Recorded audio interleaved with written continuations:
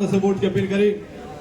चौधरी अभय सिंह चौटाला, चौधरी अभय सिंह चौटाला, भाई आकाश आनंद जी, भाई आकाश आनंद जी, बसपा इनेलो गठबंधन, बसपा इनेलो गठबंधन, चौधरी राम प्रकाश चौटाला जी, आदरणीय बहन कुमारी मायावती जी, मैं सबका बहुत बहुत धन्यवाद, पूरी समस्त सरदारी का बहुत बहुत धन्यवाद। जय हिंद, जय भारत, जय भीम। आराम से भाई, आराम से, आराम से।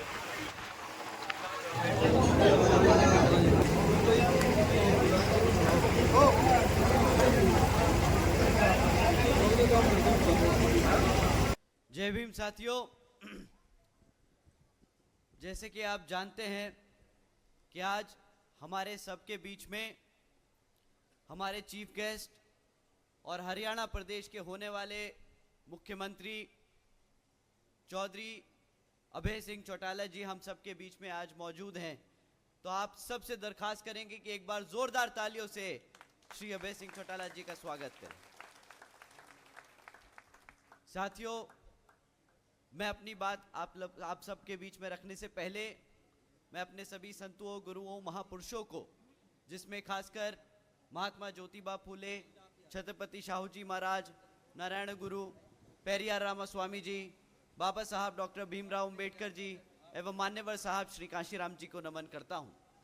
साथ ही हमारे इंडियन नेशनल लोकदल के संस्थापक एवं उप प्रधानमंत्री और हरियाणा के करोड़ों दिलों की धड़कन और जिनको हम सब भगवान मानते, इधर हमारे चौधरी देवीलाल जी को तहे दिल से नमन करता हूं।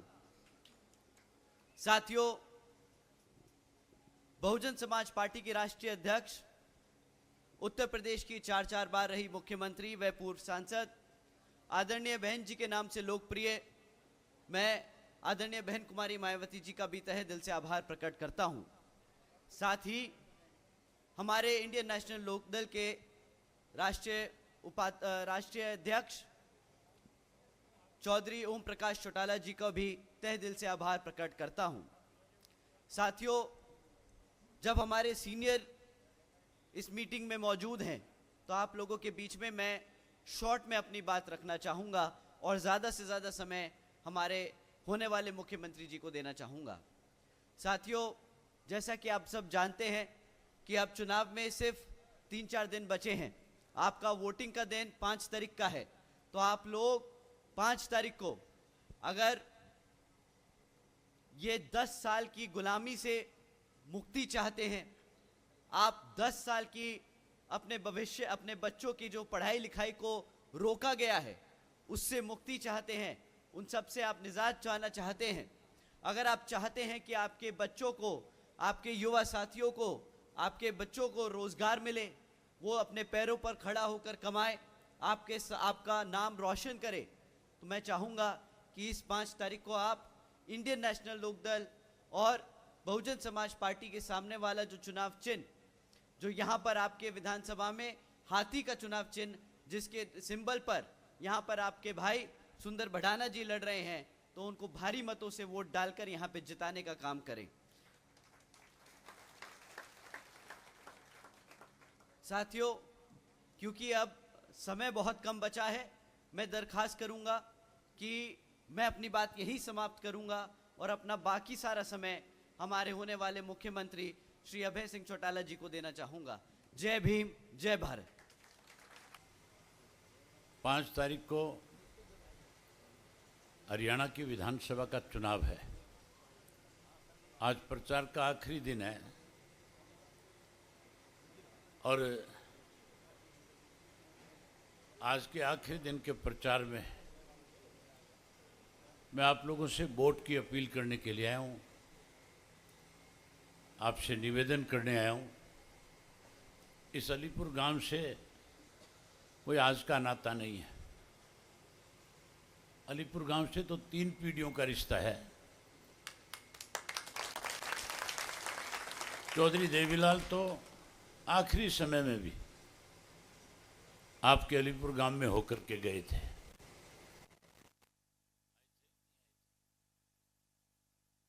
और सबसे बड़ी बात यह है, होली खेल के गए थे सबसे बड़ी बात यह है कि चौधरी देवीलाल ने कांग्रेस को देश से उखाड़ने के लिए जो न्याय यात्रा शुरू करी थी, उसकी शुरुआत भी अलीपुर से हुई थी कि नहीं हुई थी? अलीपुर से। अब फिर भाजपा को उखाड़ना है, कांग्रेस को सत्ता से दूर रखना है। इसकी शुरुआत भी तो अलीपुर को करनी पड़ेगी कि नहीं करनी पड़ेगी?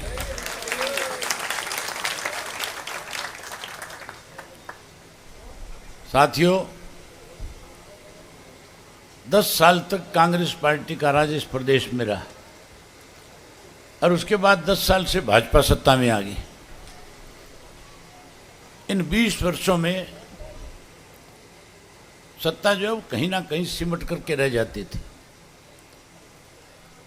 एक सत्ता में थे चौधरी ओम प्रकाश चौटाला, जब हरियाणा के मुख्यमंत्री थे, उन्होंने सरकार आपके द्वार कार्यक्रम के तहत पूरे हरियाणा का सामूहिक विकास करवाने का काम किया था। चौटाला साहब जब मुख्यमंत्री थे, आपके गांव में आते थे कि नहीं आते थे? अलीपुर में आते थे। कभी हुड्डा आया तुम्हारे गांव में? मनोहर लाल खट्टर को तो पता ही नहीं होगा अलीपुर है कहाँ पे, वो तो आया ही नहीं होगा। एक बार ही आया।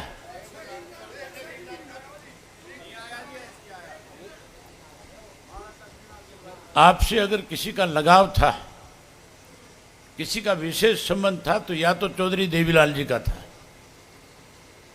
वो जब भी गुड़गांव आते थे, दिल्ली आते थे, सोना जाते थे, तो अलीपुर गांव में जरूर होकर के जाते थे। आपसे बैठ करके बातचीत भी करते थे, हुक्का भी पी के जाते थे थरा। और चौटाला साहब जब मुख्यमंत्री थे तो मेरी ख्याल अनेकों दफा जहां राजनीतिक कार्यक्रम के तहत आपके बीच में आए, वहां सामाजिक रिश्ते भी आपके गांव के साथ उन्होंने बहुत बार निभाए हैं। हर सुख दुख में शामिल हुए हैं। और अलीपुर के तो मेरी ख्याल बहुत सारे पढ़े लिखे नौजवान बच्चों को रोजगार और नौकरी भी देने का काम किया है। तो फिर अब समय आ गया दोबारा से अपनी सरकार बनाने का। अगर अपनी सरकार बनाना चाहते हो तो फिर छोटे मोटे मतभेद भूल करके सुंदर बढ़ाना के पक्ष में एक एक वोट डालो। हाथी का चुनाव निशाना है। आज सारी पार्टियां अलग अलग तरह के वायदे करती है और बड़े बड़े पोस्टर अखबारों में देते हैं कि हम सत्ता में आने के बाद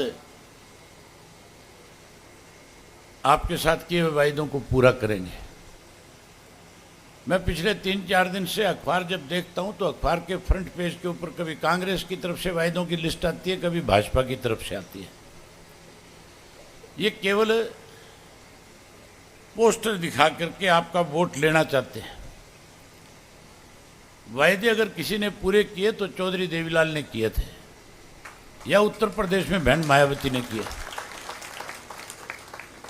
चौधरी देवीलाल ने आपके यहाँ से न्याय यात्रा जब शुरू करी थी तो सबसे पहली घोषणा इसी गांव में करी थी कि बुढ़ो मर मत जाना, मैं थारी 100 रुपये पेंशन करूंगा। और उसके बाद उन्होंने समस्त हरियाणा सम्मेलन जींद में जब बुलाया तो वहाँ ये भी कहा था कि किसान का, मजदूर का, गरीब आदमी का और छोटे दुकानदार का 10-10 हज़ार का कर्जा माफ करूंगा। और फिर ये कहा था कि 5100 गरीब की बेटी के कन्यादान के दूंगा। ये जो वायदे चौधरी देवीलाल ने जब किए थे तो बंसीलाल कहता था कि देवीलाल तो अनपढ़ आदमी है, मैं पढ़ा लिखा हूं, वकील हूं, सरकारी खजाने से इस तरह से पैसा नहीं दिया जा सकता। और चौधरी देवीलाल ने कहा कि मुझे कानून बनाने आते हैं, मैं कानून बना करके सारी घोषणाएं पूरी करूंगा। जब आपने उनको मुख्यमंत्री बना दिया था, तीनों वायदे कर दिए थे कि नहीं कर दिए थे पूरे? ये 100 रुपये वाली पेंशन देन चौधरी देवीलाल की है, किसी और की नहीं। उन्होंने हरियाणा में शुरू करी। और अब कोई राज्य ऐसा नहीं है जिस राज्य में बुजुर्ग को पेंशन ना मिलती हो, सब जगह देने लग गए। अब तो हुड्डा भी कहता है बोला मैं 6,000 कर दूंगा। ये 10 साल मुख्यमंत्री था, तब इसको किसी ने रोका था 10,000 करने 6,000 करने से? तब कर देता। तब पेंशन नहीं बढ़ाई। अब कहता है 500 रुपये का गैस का सिलेंडर दे दूंगा। हमारे राज्य में चौटाला साहब मुख्यमंत्री थे, 250 रुपये में मिलता था। ये महंगाई सुधा नहीं कराया था कि नहीं कराया? कांग्रेस के राज में महंगाई बढ़ी कि नहीं बढ़ी? इस महंगाई जो बढ़नी शुरू हुई थी, भ्रष्टाचार जो बढ़ा था, वो कांग्रेस के राज की शुरुआत थी। अब कहता है गरीब को 100 गज का प्लाट दे दूंगा, 2 पक्के मकान बना दूंगा। अब कहता है 300 यूनिट बिजली मुफ्त दे दूंगा। भारतीय जनता पार्टी तो सत्ता से बाहर हो रही है, और कांग्रेस पार्टी जो है उसके पास ऐसे उम्मीदवार भी नहीं है जिनको वो चुनाव लड़ा सके। यहां से जो तुम्हारे चुनाव लड़ रहा है, ये तो पैसों से टिकट लेकर के आया है। लेके आया कि नहीं लेके आया? ये हमारी पार्टी में था, हमें छोड़ के बीजेपी में चला गया था, बीजेपी को छोड़ के जेजेपी में चला गया था, और अब जेजेपी भी छोड़ दी। एन आखिरी मौके के ऊपर टिकट तो उसकी जितेंद्र भारद्वाज की थी, एन आखिरी मौके पे उसकी टिकट कटवा करके पैसों से टिकट ले आया। ये सोचता है पैसे से सब कुछ दाव लग जाता है। अगर हमारे राज्य में ऐसे लोग पैसे कमा सकते हैं तो फिर हमारा राज बनने के बाद पैसे निकलवाने भी आते हैं मुझे।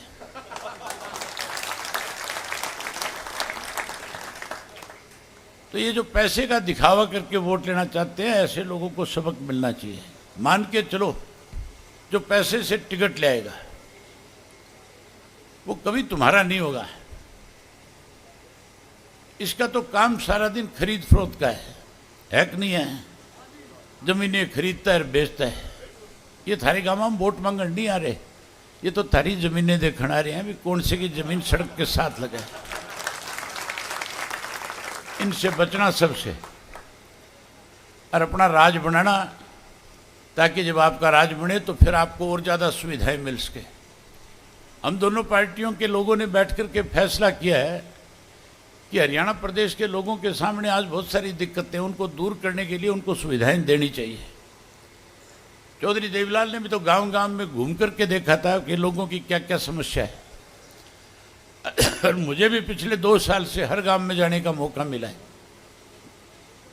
मैं आपसे निवेदन करने आया हूँ, सरकार बनाओगे तो 100 रुपया पेंशन चौधरी देवीलाल ने करी थी, वो पेंशन बढ़ा करके आपकी 7500 रुपये कर देंगे।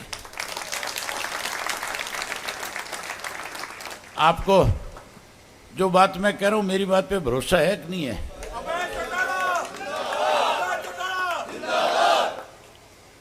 तो फिर राज बनाओ। जो पढ़े लिखे बच्चे हैं, जो बेरोजगार आज, जिनके पास नौकरी नहीं है, रोजगार नहीं है, 2 लाख पद खाली है हरियाणा प्रदेश में। सरकार बनते ही 2 लाख पदों की भर्ती करूंगा, और उनमें चाहे बेटा पढ़ा लिखा हो और चाहे बेटी पढ़ी लिखी हो, हर घर से एक बच्चे को रोजगार और नौकरी देने का काम करें। वहीं उसके साथ जो बच्चा बेरोजगार रह जाएगा, उसको चिंता करने की जरूरत नहीं है। हम उसको 21,000 रुपया बेरोजगारी भत्ता तब तक देंगे जब तक सरकारी नौकरी नहीं मिल जाएगी। ये माताएं बहनें खड़ी है, मोदी इनको कह रहा था गैस का सिलेंडर, गैस का चूल्हा और गैस का कनेक्शन फ्री में दे दूंगा। फ्री मिले, पैसे लगे आजकल सिलेंडर के? आपसे पूछूं मैं, अभी भी शर्मा में बोले को नहीं, पैसे तो लगे, ये भी कम है। तुम राज बनाओ, तुम्हारा 50% वोट है। जब तुम राज बना दोगी तो तुम्हारा गैस का सिलेंडर महीने की 1 तारीख को तुम्हारे घर में मुफ्त में आया करेगा। वहीं उसके साथ साथ 1100 रुपये थारे खाते में इस बात के डालूंगा ताकि लूण मिर्च के भी ना मांगने पड़े तुम्हें किसी से। गरीब आदमी जिसके पास जमीन नहीं है, किसी भी जाति से संबंध रखता है, हम उसको 100 गज का प्लाट देंगे और उसके साथ 2 पक्के मकान चौधरी देवीलाल आवास योजना के तहत उसको छत दे करके बना करके देने का काम करेंगे। पीने का स्वच्छ पानी पहले भी चौधरी देवीलाल ने आपको दिया, चौटाला साहब ने आपको दिया। वाटर वर्क्स उसी राज्य में बड़े होंगे, स्कूल भी उस राज में अपग्रेड हुए थे, और उसके साथ साथ कोई डिस्पेंसरी, कोई पीएचसी, सीएससी भी उसी वक्त में बनी थी। अब तो सारी चीजें बंद हो गई। बिजली 24 घंटे मिलती थी कि नहीं मिलती थी? राज बनाओ, पीने के स्वच्छ पानी का बंदोबस्त करके दूंगा, और पीने का स्वच्छ पानी मुफ्त में मिलेगा, घर में टुंटी लगी मिलेगी। बिजली भी जो है, कोई 300 यूनिट की बात करे, कोई 500 की करे, तुम राज बना दो, तुम्हें बिजली भी फ्री में देने का काम करूंगा। ये जो मीटर तुम्हारे घरों के बाहर लगा रखे हैं ना, ये पाड़ के मनोहर लाल खट्टर के घर का आगे टंगवा दूंगा।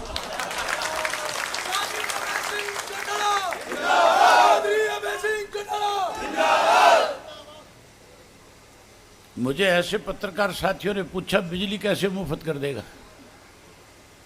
मैंने उनको बताया और समझाया कि गांव गांव में जितनी सरकारी बिल्डिंग है उनके ऊपर सोलर पैनल लगवाऊंगा, सोलर के गांव में प्लांट लगवाऊंगा।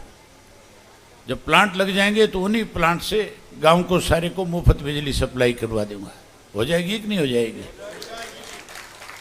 तुम्हारी जेब से पैसा नहीं लगेगा। तुम्हें तो ये मान के चलो, राज बनते थारे मीटर बंद हो जाएंगे, कोई बिजली वाला तुम्हारे घर की तरफ देखेगा भी नहीं।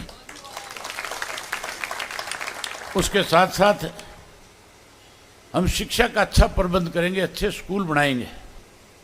ऐसे मॉडल स्कूल बना करके दूंगा कि गुड़गांव के बच्चे भी तुम्हारे गांव के स्कूलों में पढ़ने आएंगे। मुफ्त शिक्षा देंगे, एक नया पैसा खर्च नहीं करने देंगे आपका। अब तो बीजेपी वाले भी कहते हैं और कांग्रेस वाले भी कहते हैं, बीजेपी वाले तो कहते 10-10 लाख के आयुष्मान के कार्ड देंगे, कहते हैं ना। और यही बात कांग्रेस वाले कहते हैं। कभी हुड्डा कहता है 20 लाख में मुफ्त इलाज होगा, कभी कहता है 25 लाख का होगा। जब 10 साल का राज था तब क्यों नहीं किया इसने? तब कोई काम नहीं करे। अब तो वोट लेना चाहता है, अब हार नजर आ रही है, इसलिए बरगलाना चाहता है। काम करने की तो उसी को आदत होगी ना जिसने काम करते हुए अपने परिवार के लोगों को देखा है। तुम राज बनाओ, परमात्मा ना करे कोई हरियाणा प्रदेश के अंदर कोई भी बीमार हो। हम तो चाहते हैं हरियाणा सेहतमंद हो। अगर कोई बीमार हो गया तो फिर इलाज कहीं करवा लेना, एक नया पैसा तुम्हारा नहीं लगेगा, मुफ्त में इलाज होगा। ये सब चीजें तब संभव है जब राज बना लोगे। और राज तो अलीपुर बनाता है हमेशा। जिसके साथ अलीपुर खड़ा हो जाता है वही एमएलए बन जाता है। बनता है कि नहीं बनता है? बन जाता है कि नहीं बन जाता है? थारा मैसेज जाता है कि नहीं जाता है? अरे धर्मवीरपुर का बना दिया था तुमने, तो नहीं बना दिया था कि अलीपुर ने बनाया, किसी और ने बनाया? तो फिर थारा और हमारा एक रिश्ता है। मैं आज इसके लिए स्पेशल सरसा से चल कर के आया हूं वोट मांगने के लिए। इसको एक एक वोट देना और अपने गांव में भारी बहुमत के साथ जिता देना। जिता दोगे?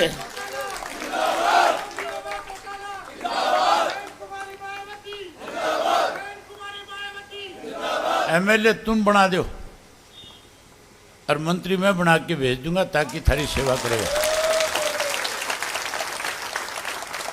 जी तो बहुत करे थारे साथ और बहुत सारी बातें करूं, लेकिन मेरी अभी 3-4 मीटिंगें और है। आज आखिरी दिन है प्रचार का, मुझे भी निकलना पड़ेगा। 1:30 बजे सरसा में मीटिंग है, उसमें जाना है। उसके बाद 7-7 के 3-4 हल्कों की और मीटिंगें रखी है, उनमें जाऊंगा। जहाँ जितना ज़्यादा जाऊंगा उतना ही तुम्हारा फायदा हो जाएगा। अब तो एक बात का ध्यान रखियो, अगले 2-3 दिन में बीजेपी वाले और कांग्रेस वाले मेरे खिलाफ झूठ फैलाएंगे। कांग्रेस वाले तो एक ही प्रचार करेंगे कि अभय सिंह जीतने के बाद ये तो कह बीजेपी के साथ चला जाएगा। अब तो राहुल गांधी भी ये कहता है ये वोट कटुआ है, वोट काटने वाले हैं। उससे पूछने वाला हो, तेरे साथ जितनी पार्टियां जो इंडिया गठबंधन में शामिल है वो सारी रीजनल पार्टियां नहीं है क्या? अगर वो तेरे साथ नहीं होती तो तू आज 100 सीटों वाला थोड़ा ही होता, तू तो 40 से 4 पे आ जाता। क्या तेरा तो भट्टा बैठ गया था क्या? हम रीजनल पार्टी नहीं, हम तो ओरिजिनल पार्टी हैं। हम प्रदेश के लोगों की सेवा करने वाले हैं। हुड्डा इस किस्म का प्रचार पता है क्यों करता है? हुड्डा को इस बात का अब डर हो गया। चौटाला साहब की 10 साल की कैद कराई थी कि नहीं कराई थी? इसने षड्यंत्र के तहत कराई थी। 2013 में चौधरी ओम प्रकाश चौटाला को 10 साल की कैद हुई थी और 2014 में बीजेपी आ गई थी। उससे पहले मोदी हरियाणा का प्रभारी था, तो मोदी के साथ तो मेरी भी सीधी जान पहचान थी। मैं अपोजिशन लीडर था। अगर मुझे बीजेपी से हाथ मिलाना होता तो फिर मैं मोदी के पास जाके चौटाला साहब को जेल से ले आता कि नहीं ले आता? तो ये जो इस किस्म का प्रचार कर रहा है, इसको एक बात का डर है, वे तेने चौटाला साहब को 10 साल की कैद कराई थी और अब बसपा की इंडियन नेशनल लोकदल पार्टी की सरकार बनेगी। मैं इसकी इंक्वायरी कराऊंगा। इसने बहुत जमीनें खाई है लोगों को। जमीनें लूटी कि नहीं लूटी हुड्डा ने अपने राज में? बहुत जमीनें एक्वायर कराई। ये जो तुम्हारे बड़ी बड़ी बिल्डिंगें जो खड़ी है, पहले तुम्हें दफ़ा 4-6 के नोटिस दिए, फिर तुम्हें सस्ते पे बेचने पे मजबूर किया। मैं इन सारी चीज़ों की इंक्वायरी कराऊंगा और ये दोषी पाया जाएगा उसमें। इसने तो 10 साल की कराई, चौटाला साहब तो काट के घर आ गए, वापस थारे बीच में आ गए। मैं इसकी 20 की कराऊंगा, बीच में भी नहीं आ पाओगा फिर। ऐसे लोगों से सावधान रहना और एक एक वोट देना। 30 से 35 सीटें जीत रहे हैं, आपकी सरकार बना के दूंगा। मैं यही बात आपसे कहने आया था। आपसे उम्मीद करूंगा कि अलीपुर वाले मेरी बात की लिहाज करेंगे।